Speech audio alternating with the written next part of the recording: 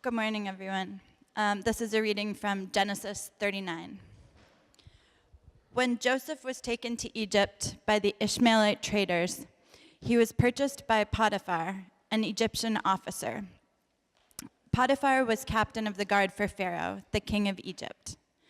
The Lord was with Joseph, so he succeeded in everything he did as he served in the home of his Egyptian master. Potiphar noticed this and realized that the Lord was with Joseph, giving him success in everything he did. This pleased Potiphar, so he soon made Joseph his personal attendant. He put him in charge of his entire household and everything he owned. From the day Joseph was put in charge of his master's household and property, the Lord began to bless Potiphar's household for Joseph's sake. All his household affairs ran smoothly, and his crops and livestock flourished. So Potiphar gave Joseph complete administrative responsibility over everything he owned. With Joseph there, he didn't worry about a thing, except what kind of food to eat. Joseph was a very handsome and well-built young man, and Potiphar's wife soon began to look at him lustfully. "Come and sleep with me," she demanded, but Joseph refused. "Look," he told her, "my master trusts me with everything in his entire household. No one here has more authority than I do. He has held back nothing from me except you, because you are his wife. How could I do such a wicked thing? It would be a great sin against God." She kept putting pressure on Joseph day after day, but he refused to sleep with her, and he kept out of her way as much as possible.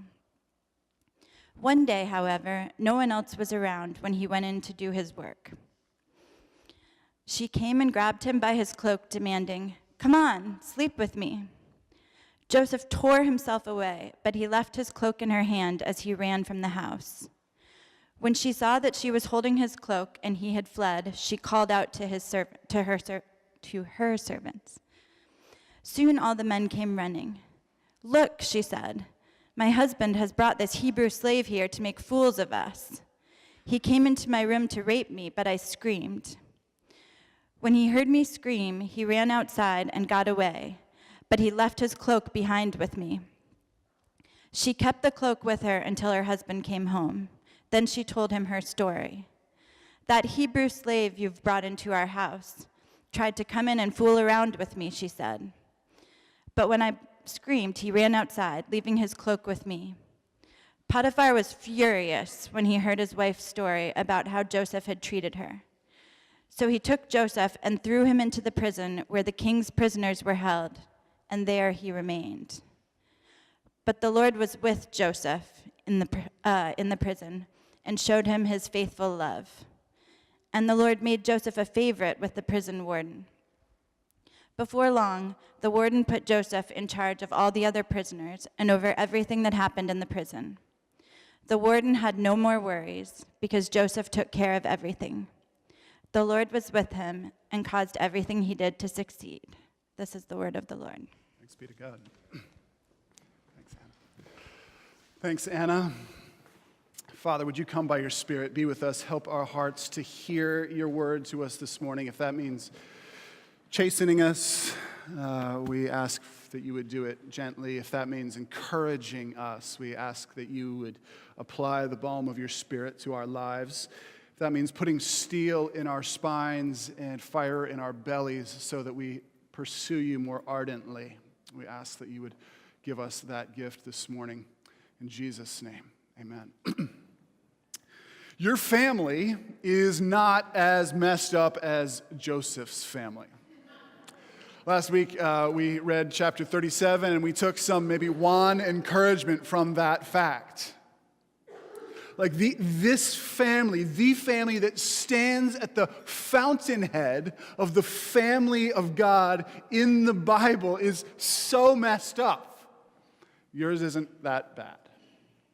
And this gives us encouragement as we look at our own families, but I think also if you look at the state of the family of God across the West today, hopefully you're encouraged as I am that the potential for God to be on the move does not rest solely on our ability to get our stuff together. And that's really good news. Last week, we saw the question that has surfaced on some of the first pages of the Bible, am I my brother's keeper? Answered, right, with a resounding heck no. We saw Joseph, the kind of spoiled brat of the family, wearing his like Savile Row tailored suit that his pops had given him that was clearly never meant to spend a day working in. He wears that out into the sheep pens to kind of flaunt it to his brothers. He makes up lies about what they are doing to tell daddy, and they understandably harbor some resentment toward him, perhaps understandably as well, but not excusably. They end up selling him off into slavery. So chapter 37 ends with Joseph in chains in Africa, and Jacob, his dad, weeping inconsolably as he looks at this blood-soaked robe, fancy suit that the other brothers had fooled him with, telling him that Joseph had been mauled by something wild. That was chapter 37. Anna just read for us chapter 39, which begs the question, what about chapter 38? If you spent any time around the Joseph story, you'll know that chapter 38 doesn't really talk about Joseph, which is why I think a lot of people who are preaching on the Joseph story or reading the Joseph story, commenting on it, just skip it like summertime on Drake's new record. You just blow past it. But I think if we take a step back, there's something to learn there. Because when you look at chapter 38, you'll see that Joseph's name doesn't even really crop up. It's apparently about his brother, Judah, and a rather tawdry tale between Judah and his daughter-in-law, Tamar. His name means date palm. But if you take another step back, you realize that the whole Joseph story isn't really about Joseph. Chapter 38 isn't really about Joseph. The whole Joseph story, though we call it the Joseph story, isn't really about Joseph either. Because the dreams that we saw he had last week of one son rising to ascendancy over the other brothers that he interpreted and they interpreted and we interpreted to be about him, in the end we'll see actually those dreams are inherited by Judah, who's father of the line that ends up producing King David, and father of the line that ends up producing the one who Joseph's best moments leave us longing for, the one who will provide rescue for the entire world through his innocent suffering. So we step back and we realize this story isn't in the first instance about Judah. It's not even in the first instance about Joseph, which gives us this bracing point. It's not really about you, and it's not really about me. The story that we find ourselves living, the story that these characters found themselves playing a bit part in, was caught up into a much larger story, this great story of a God who delights to work in the world in through humanity, ultimately in his own Son enfleshed, in order to rescue and renew the world. That's the story. It's about him. There's a church in Melbourne, Australia called Red Church. Pretty sure in about 6 years they're going to realize cool names like that have a short shelf life and they'll opt for something like Saint so-and-so. But Red Church has been doing this thing they tongue-in-cheek call hashtag win the day, which means when they go to bed at night, when they go to bed at night, they put their phones on the other side of the apartment or the house or the basement hovel or whatever they're occupying, so that when they get up in the morning, first thing, instead of jumping on Instagram story or something else that shapes their perspective of the day, to have their story front and center, or their story and how it stacks up against somebody else's story, globetrotting but parochial nonetheless. Instead of starting their day with their story, they start with God's story. And what this church has found, jammed as it is with millennials, is that despite all the naysaying about millennials, all of these millennials are finding incredible freedom and joy, beginning the day with God's story, letting that shape their perspective for the day rather than how their story is stacking up against the other stories around them. It isn't all about you. It's not all about me. It's God's story. But there's something else I want you to see in chapter 38. We're going to dig into that now. And it is that it offers this contrast to the chapter 39, which Anna just read. And the most obvious contrast is around sexual ethics. Joseph in chapter 39 is a good example of showing godly sexual ethics, and his half-brother Judah in the chapter that precedes is an example of the opposite. And one of the gifts of this kind of postmodern moment that we find ourselves in is that we're kind of over the idea that all you need is to know the right stuff. Like knowing the right stuff just makes you who you need to be. That solves all our problems. We don't believe that anymore. Because as the amounts of information has just grown exponentially, as our access to knowledge has grown exponentially, we realize that we're actually not that much better than our great-grandparents were, right? As they say in AA, your best thinking got you here. We're returning to the sort of ancient insight that is character formation isn't so much what you know as who you are becoming as a result of the things you do. Character formation isn't so much about what you know as who you are becoming as a result of the things you do.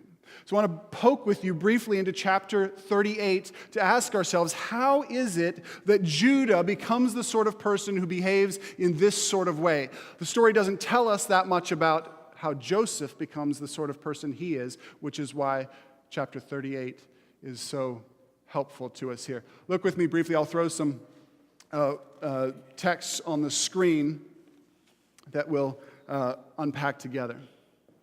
I had a coach years ago who used to say to me, practice doesn't make perfect, practice makes permanent. Only perfect practice makes perfect permanent. And then I dropped out, but I'm sure he had other good things to say. Look at the way Judah behaves here. If we go all the way back to chapter 37, verse 26, where we see Joseph is still with them and they're deciding to sell Joseph into slavery, we see Judah treats Joseph as an object and disguises his motives. You can look in your own text at Genesis 37, verse 26. But what he says is, instead of killing, he says, what is there to gain by killing him? Instead, let's sell him into slavery. The Hebrew there for gain is just about as pliable as our word gain, which means it could mean a whole bunch of different things. But one of the primary meanings is just like our word gain. It's financial. So it looks like he's saying, well, can we make any money out of killing him? Surely we can make more money out of selling him. And then he goes on to say, we'll have to cover over our blood guilt. We'll have to cover over this crime by kind of removing the smoking gun. And what it looks like he's doing there is he realizes in the moment that they could actually make a buck by selling his brother off. But then he tries to disguise his motives by saying, oh, he's our brother, he's our own flesh and blood. Let's not do that. And then we'll have to cover over the sin. But as you well know, if you were here last week, they end up having to cover over the selling of him anyway by presenting this blood-soaked cloak to the father.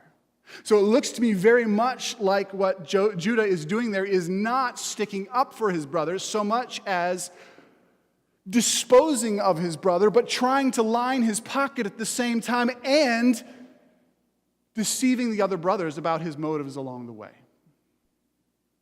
He is somebody who objectifies others and disguises his motives. Look with me at Genesis 38:11. He is one who treats the needs of others lightly and deceives them. At this point, his daughter-in-law, Tamar, comes to him, and it's his responsibility within the culture to provide for her. He was meant to provide a husband for her from his sons, to provide for her, to protect her, to be an economic support. He has failed to do that now, and the responsibility falls to him. And he says instead, 38, verse 11, "Go back to your pop's house. Wait until my other son is grown." And the narrator steps in here and gives us this omniscient insight. He had no intent to do this. He's somebody who treats others' needs lightly and deceives them. Verse 38, verses 12 through 16, he seeks fleeting comfort with a prostitute. Our text makes it sound like when his period of mourning is over, once his wife has died, when his period of mourning is over, he goes to the local brothel. But the Hebrew is actually, it's a much more suggestive than that. It's like when his wife died, he comforted himself by going to the local brothel. And not only, I think, are we meant to notice here that he just jettisons Hebrew sexual ethics. Sleeping with prostitutes was against the law. Not only are we meant to notice that, but I think we're meant to notice how detached this transaction must be from the person, because he does not even recognize the prostitute he's sleeping with as his daughter-in-law. He seeks fleeting comfort with a prostitute. And last one, verse 24 of chapter 38, he condemns others' sins while coddling his own. 3 months later, Tamar is pregnant with Judah's son, and somebody drags Tamar in front of him and says, "What are you going to do about this?" He's quick to say, "Burn her." But what we're privy to at this point, which the rest of the community is not, is his glaring double standard.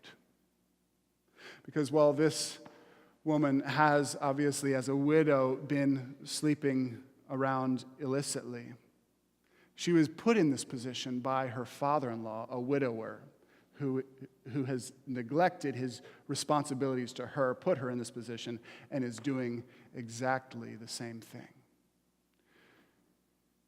He's willing to condemn her while coddling his own sin. In each of these several glimpses of Judah, I think we see these practices, these habits that are shaping him to become the sort of person that he is. You know, today it's very fashionable to think that we behave a certain way because of the way we're born. Like you're either born good or you're born bad, and we sort of believe we're all born good until we bump into somebody who's actually mean, and then we're like, well, that must have been a rotten apple. But the picture the Bible gives us is much more complex. We are born made in God's image and sinful.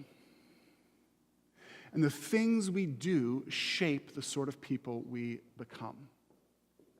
So my question is, what sort of person are you becoming as a result of the things you do? The practices in your life, what are they shaping you to be like?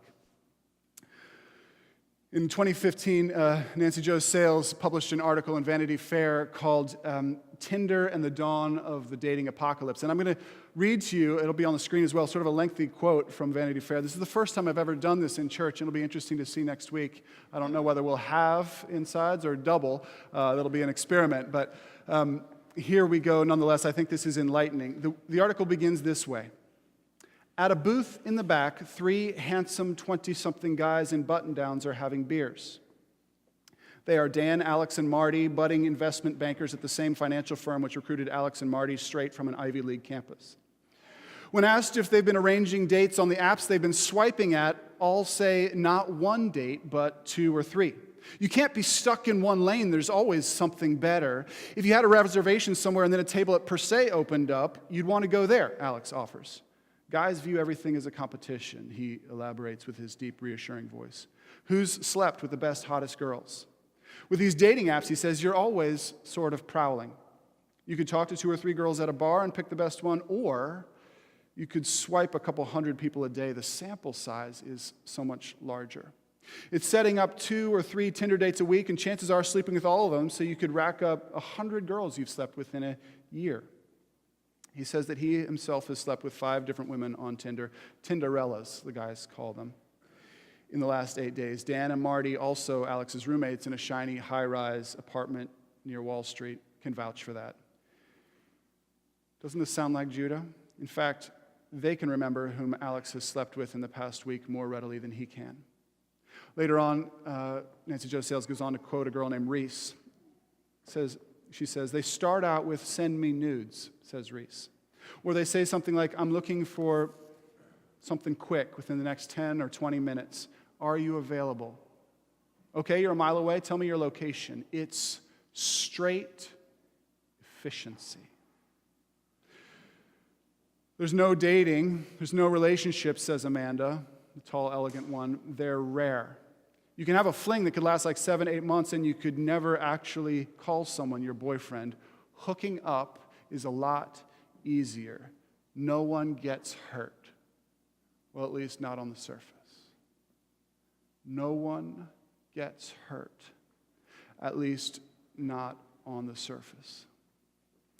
In light of the way Judah behaves, and in light of the way Joseph behaves, and in light of our cultural moment where our customs around dating and sexuality have seismically changed, I think it's important to ask this question: what is our sexuality all about anyway?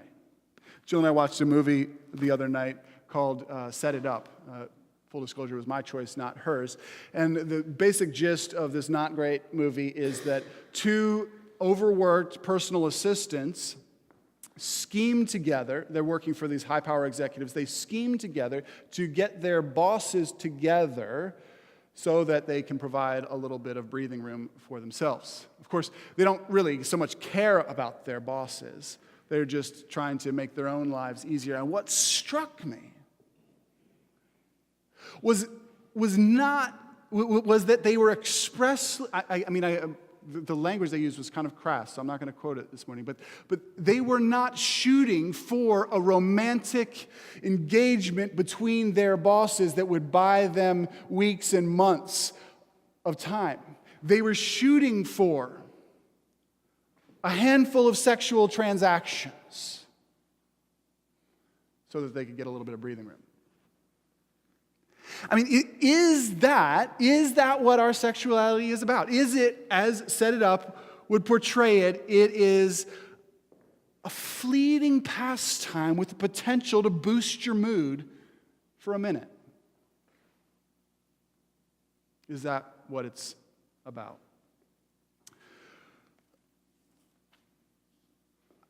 This summer is sort of wedding season, so some of you have gotten married recently. Congrats to Ken and Karen and to RJ and to Leah, and congrats in advance to several of you who are getting married this fall. And I know a bunch of you probably feel like you're spending your entire paycheck every 2 weeks going to weddings, getting new bridesmaids, outfits, whatever.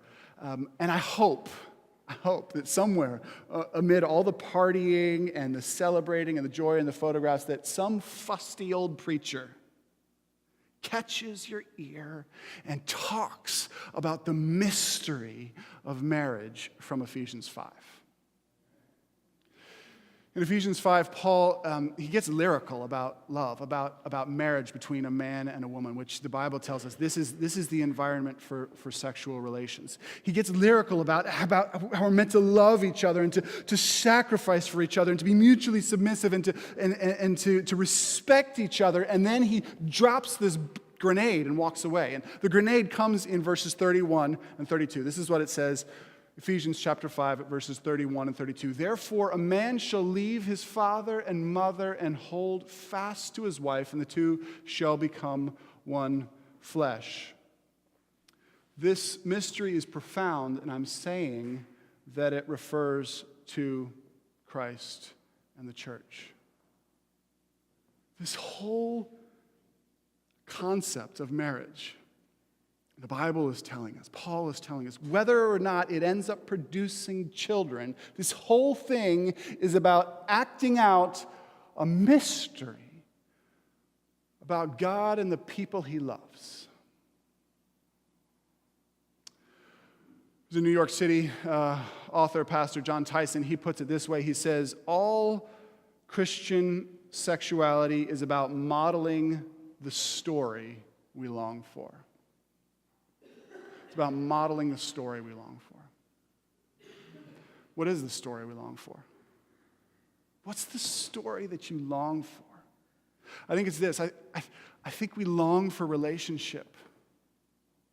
I think we long to be wooed and to be won. I think we long to be sacrificed for and to be protected and to be served and to be loved unconditionally. I think we long ultimately to be united with one who is utterly distinct from ourselves, completely separate from ourselves, but who nonetheless knows the depths of our souls in a way that is able to draw us out of ourselves and help us to know ourselves better. I think we long to be caught up into a relationship that's deep enough and full enough and durable enough to make the suffering feel like it's momentary and worth it, to make the longing feel like it was worth longing. By comparison, we long to be united with one whose goodness is obvious to us at first glimpse, but that is not plumbable in a single date or even a decade of dates. We long to be united with one whose character won't ever leave us feeling cheapened, whose faithfulness to us won't ever leave us feeling discarded, whose beauty won't ever leave us feeling like we've bottomed out. And I'm telling you that the Bible is telling us that this is what we were made for, that God has been at work through human history expressly in His Son to crack history open so that we can have this sort of relationship with Him. We are being beckoned into it. And you're like, Ian, it's kind of arrogant to tell me what I'm longing for. And I'm not meaning to sound arrogant. I can't think of something more wondrous than what the Bible claims is already true. I mean, if 50 Shades sounds great to you, or if making a ton of money or climbing the ladder or leaving a legacy sounds great to you. I mean, there's nothing wrong with those latter things per se, but they just don't seem wondrous enough to me or for my hopes for you. Philosopher Jamie Smith, quoting Blaise Pascal, says this. I think we can put it on the screen. As Blaise Pascal put it, in his famous wager, you have to wager. It's not up to you. You're already committed. You can't not bet your life on something. You can't not be headed somewhere. We live leaning forward, bent on arriving at the place we long for. If Christian sexuality is about modeling the story that we long for, and if our practices, if the things we do shape our desires and shape the people we become, you're like, well, then our sexual practices matter. Like, I thought Christian sexual ethics were all about restraining our desires, all about deadening our desires. And it's actually, it's quite the opposite. This is what Paul says in Ephesians chapter 4. This is Ephesians 4, verses 17 through 19. He's saying it's actually when our deepest desires get blunted, when they're shallow, when we've become desensitized. It's in that moment that we're most liable to do harm to ourselves and to others. He puts it this way, verse 17. Now this I say and testify in the Lord, that you must no longer walk as the Gentiles do in the futility of their thinking. That means that they don't have the goal in sight. They're darkened in their understanding, alienated from the life of God because of the ignorance that is in them due to the what? The hardness of their hearts. They're ignorant. They don't have the right knowledge, but why is that? It's not because it's not available. because their desires are too shallow. They don't long for it. They have become callous and have given themselves. Their callousness has caused them to give themselves up to sensuality, greedy practice of every kind of impurity. When I read that, I thought of Bret Easton Ellis's 1985 novel called Less Than Zero. I don't know if you've read it, but it's set in 1980s, early 80s LA. And it tells the story of this college-age kid, Clay, and his friends. I think we've got an image of the book. He's home in LA for a few weeks on vacation. And it's like these kids' parents have never said no to them. And it seems like they have unlimited financial resources, like money is not a problem. So everything is on the table to them. And they just limp in their Ferraris and Beamers from party to party to high, in and out of each other's lives and in and out of each other's beds. And the writing style it's really lucid. It's like a documentary. And yet, even though it's got this like in-your-face documentary style, it feels like you're watching zombies. And it's not because they're high all the time. It's because they don't love anything. Their desires aren't deep enough. They're meeting yet any momentary urge that comes to the surface. Whoever reviewed the book for LA Weekly put it this way. He said, Ellis takes you down and down into a nothingness called LA, catch this, that puts no value on anything. If you long for God, that deeper longing begins to shape our other desires. It deepens and flourishes some of our desires, and it gives us the ability to say no to other desires. And it means that it helps to shape who we are becoming. What you do with your sexuality, your practices, matter. So you're married or you're headed towards marriage. Your sexual practices matter. The things you do to cultivate your love for your spouse matter. Jill and I don't get to do a ton of dates, but when we do, we are investing in deepening our love for each other. And since that story is just this fractal of the bigger story, we're also deepening our desire for God. We are shaping who we are becoming, which is great news because our dates these days aren't that frequent and sometimes aren't that great. I mean, we got like 90 minutes before we got to be back home to do bedtime with the kids. There's a decent chance that neither of us has showered. There's not enough time to shake off the chaos of the day. And then what if one orders like a terrible meal? Not all is lost. Because these individual practices are building into a bigger story.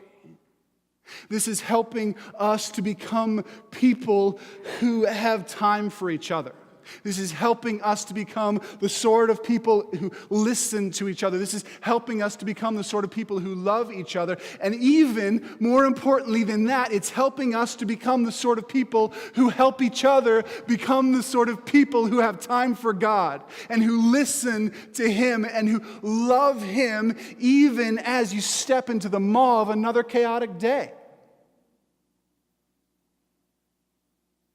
It's the same thing for our sexual practices. My commitment to be sexually and emotionally faithful to Jill as other women are throwing themselves at me. It's depressing that I knew that you would know that was a joke. That's deepening my desire for her, but hopefully it's also growing in her.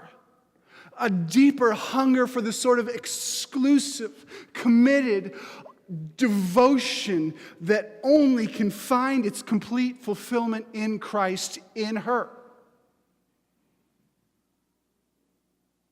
So you're single. And we don't talk about this enough. But the truth is, you crave the same story. You might not be married, but you long in your innermost place for the same deep gospel story. And what Paul tells us in 1 Corinthians 7 is that your sexual practices are helping to act out, to contribute to model, and to deepen your desires in that same story. My exclusive commitment to Jill, my faithfulness to Jill, is showing something about God's faithfulness and His committed and His undying love to the church. In the same way, your full-throated, whole life devotion to God, your availability to Him, your availability for Him, your willingness to channel His love through you and to pump it out into your friends and family and the other relationships you have, that is telling another side of this same story. And it's deepening your same hunger for Him that in the same way will one day ultimately be fulfilled in Him.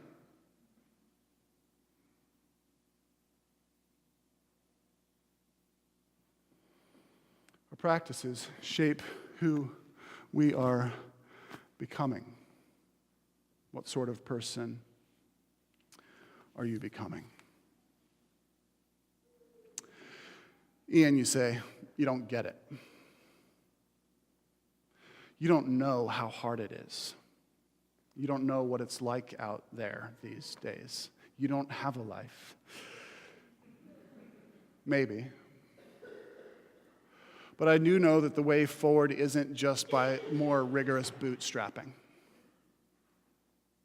The way forward is not just knowing more. The way forward is not just gritting your teeth and trying more. The way forward is cultivating a desire for God that is deep enough and urgent enough and authoritative enough to take your sexual desires that feel right now deep and urgent by the hand and lead them to fulfillment in God. And you're right, it is far, far from easy. And sometimes those practices you engage in, sometimes those choices you make day in and day out for integrity, they don't make things any easier. Like if you selectively read Proverbs or read too much Ben Franklin or Miss Manners or whatever, you can get the impression that you just do the right thing and everything's going to be great. I love the Bible doesn't tell it that way. Joseph, when Potiphar's wife comes on to him, this is Joseph. His life has gone sour now for years. It's gone seriously south. You can just, put yourself in his shoes. My guess is that he is craving escape, craving release, craving affection, craving embrace. Who wouldn't be? Hungering for all of these things that sex comes advertising.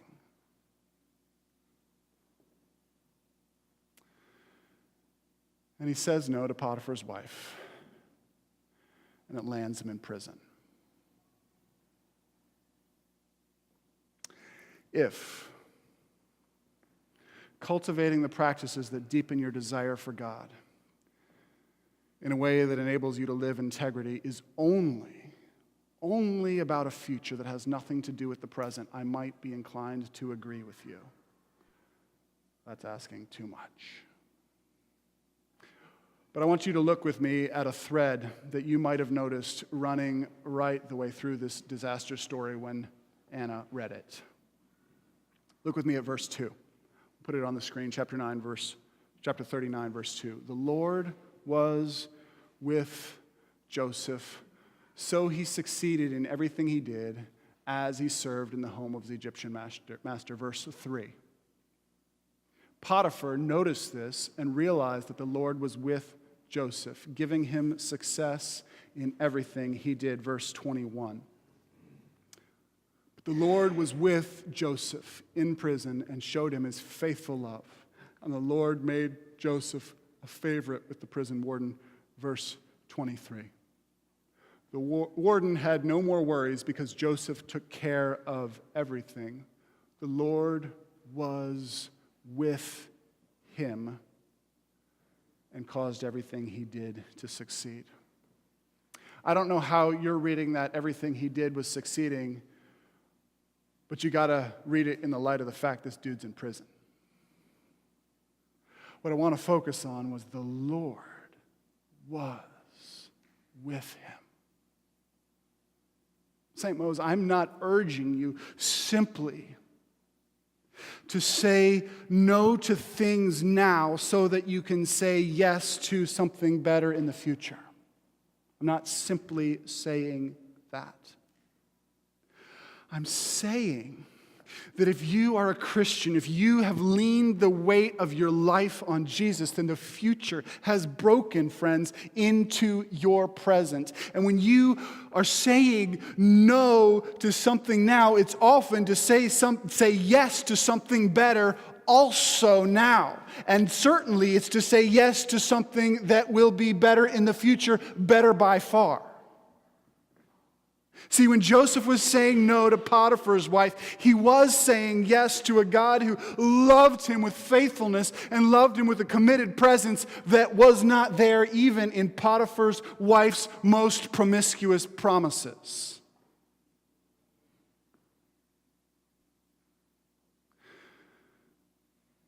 So when Paul coaches us and cheers for us as we make these hard choices, to put down porn, to date with intention rather than casually, to love our spouses, to cultivate faithfulness, to practice worship and prayer and awe and Sabbath and all of these other things that deepen and cultivate and nurture our desire for him, he calls it keeping in step with the Spirit.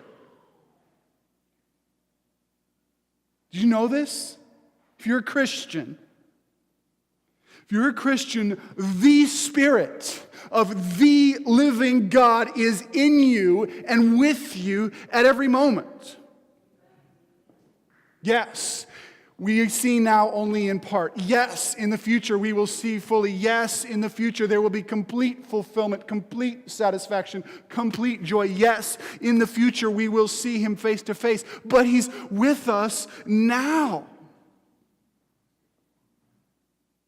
And because he's with us now, and because your delight in him now will be fulfilled in the future, no snatched moment of worship in your car is wasted time. No hard-bought moment of prayer over lunch is throwaway. No sentence of adoration offered him as you step into the maw of your chaotic day is a waste of your time or too little. No wrestling to hear his voice in a confusing passage of Scripture is trivial. No lament sobbed or shouted to him in faith is unheard. You were made for him.